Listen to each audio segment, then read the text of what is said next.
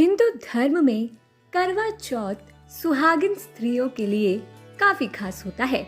इस दिन सुहागिनें पति की लंबी आयु और खुशहाल वैवाहिक जीवन के लिए निर्जला व्रत रखती हैं। करवा चौथ के व्रत और पूजा को लेकर कई कहानियां प्रचलित हैं।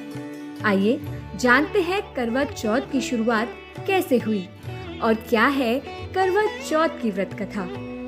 कहा जाता है कि जब सत्यवान की आत्मा को लेने के लिए यमराज धरती पर आए तो सत्यवान की पत्नी सावित्री ने उनसे अपने पति के प्राणों की भीख मांगी और निवेदन किया कि वह उसके सुहाग को ना लेकर जाए। लेकिन यमराज ने उसकी बात नहीं मानी, जिसके बाद सावित्री ने अन्न जल त्याग दिया और अपने पति के शरीर के पास बैठकर विलाप करने लगी। पतिव्रता सावित्री के इस तरह विलाप करने से यमराज पिघल गए और उन्होंने सावित्री से कहा कि वह अपने पति सत्यवान के जीवन की बजाय कोई और वर मांगे। तब सावित्री ने यमराज से कहा कि मुझे कई संतानों की मां बनने का वर दे, और यमराज ने भी हाँ कह दिया। पतिव्रता होने के नाते सावित्री अपने पति सत्यवान के अतिरिक्त किसी और के बारे में सोच भी नहीं सकती थी, जिसके बाद यमराज ने वचन में बंधने के कारण सावित्री को सत्यवान का जीवन सौंप दिया।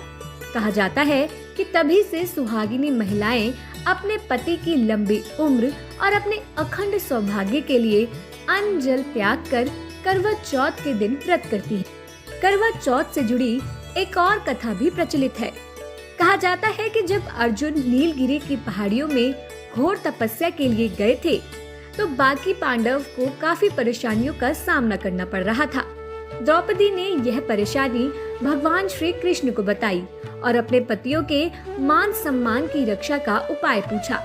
तब भगवान श्री कृष्ण ने द्रौपदी को करवा चौथ का व्रत रखने की सलाह दी, जिसके फलस्वरूप अर्जुन सकुशल वापस आए और बाकी पांडवों के सम्मान को भी कोई हानि नहीं हुई। करवा चौथ के व्रत की महिमा भी बेहद विशेष है। आइए जानते हैं करवा चौथ व्रत कथा।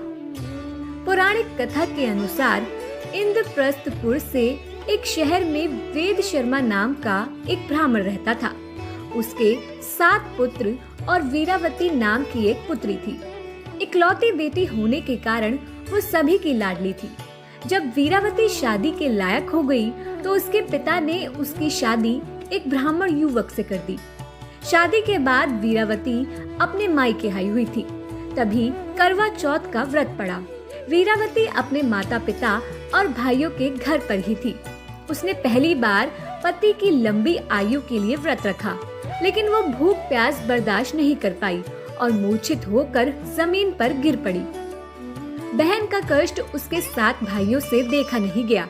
ऐसे में उन्होंने छलनी में एक दीपक रखकर उसे पेड़ की आड़ से दिखाया और बेहोश हुई वीरावती जब जागी तो उसे बताया कि चंद्रोदय हो गया है, छत पर जाकर चंद्र के दर्शन कर ले।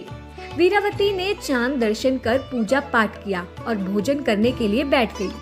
पहले कोर में बाल आया, दूसरे में छींक आई और तीसरे कोर में उसे अपने ससुराल वालों से निमंत्रण मिला। ससुराल के निमंत्रण पाकर वीरावती एकदम से ससुराल की ओर भागी और वहां जाकर उसने अपने पति को मृत पाया। पति की हालत देखकर वो व्याकुल होकर रोने लगी। उसकी हालत देखकर इंद्र देवता की पत्नी देवी इंद्राणी उसे सांत्वना देने पहुंची और उसे उसकी भूल का एहसास दिलाया। साथ ही करवा चौथ के व्रत के साथ साथ पूरे साल आने वाली चौथ के व्रत करने की सलाह दी। वीरावती ने ऐसा ही किया और व्रत के पुण्य से उसके पति को पुनः जीवन दान मिल गया।